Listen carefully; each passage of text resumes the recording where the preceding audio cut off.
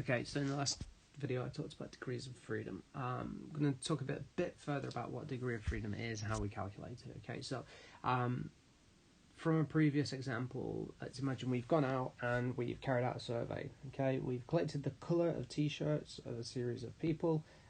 We've found that there's people that have chosen black, white, red and blue, and that we also collected the gender. Okay, so we've got male and females and 4 different colours. Okay, we've collected this table, collected the information, and we've put it into a table of results. And this table can be described as a matrix or an array that has 2 rows and 4 columns. Okay, 2 rows, 2 gender, 4 columns, 4 colours. Okay, we do not include the total columns or rows in our information. Okay, so what is a degree of freedom? A degree of freedom is, well, it's essentially a choice. Do we have the ability to make a choice and put a number where we choose to be? Okay, so we've gone out, we've collected this survey. We know that we had 83 people in total, 48 males, 35 females. If these are independent, then these numbers, we could work out the probability of these numbers happening, etc., etc., and they should be the same. But they are different. The chi-square test of independence is testing, are they significantly different, okay, than what they should be?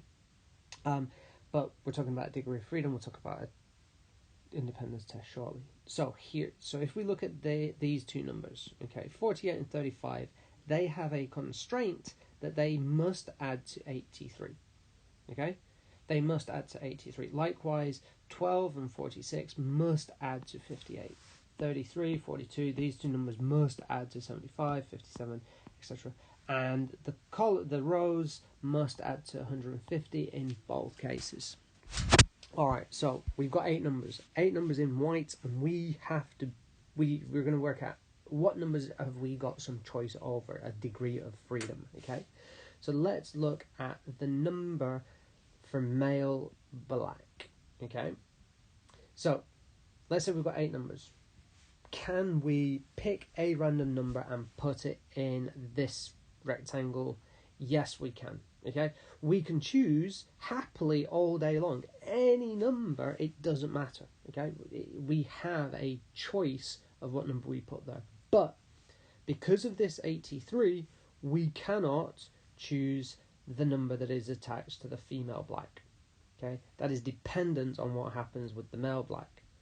Likewise, male white, we get to choose the male white number, but we don't get to choose the female because of the 58. The 58 total is a constraint, which means whatever the male white is, the female white has to follow that value. Again, yes, we get to choose the male red, but we don't get to choose the female red because of the 75 constraint. You could guess at saying, right, male blue, we get to choose, because we got to choose all the other 3, but we don't. This time, this value 150 kicks in, which means the 57, whatever number is here, is dependent on what's happened in the first 3 values before. Likewise, the female blue t-shirt choice thing, we don't get to choose. That is a constraint. So really, if we have 8 numbers and we want to put them into this array, we only get to choose the position of 3 of them, okay? So we have 3 degrees of freedom, of choice. So let's just take another example, okay? So, so say we've got a simple array, a 2 by 2, something, let's go A and B, C and D. We have obviously a total, a total, a total, and a total. If we have 4 random numbers, let's call them 1, 2, 3, and 4.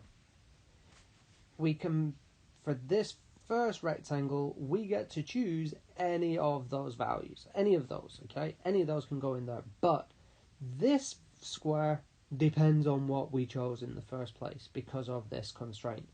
This value we don't get to choose because it is dependent on this one because of this total, and we don't get to choose BD because of the constraints, the totals. Okay, so in a 2 by 2 array, we have 1 degree of freedom. If you don't entirely get that, don't worry too much. A degree of freedom, okay, is the number of columns minus 1 multiplied by the number of rows minus 1.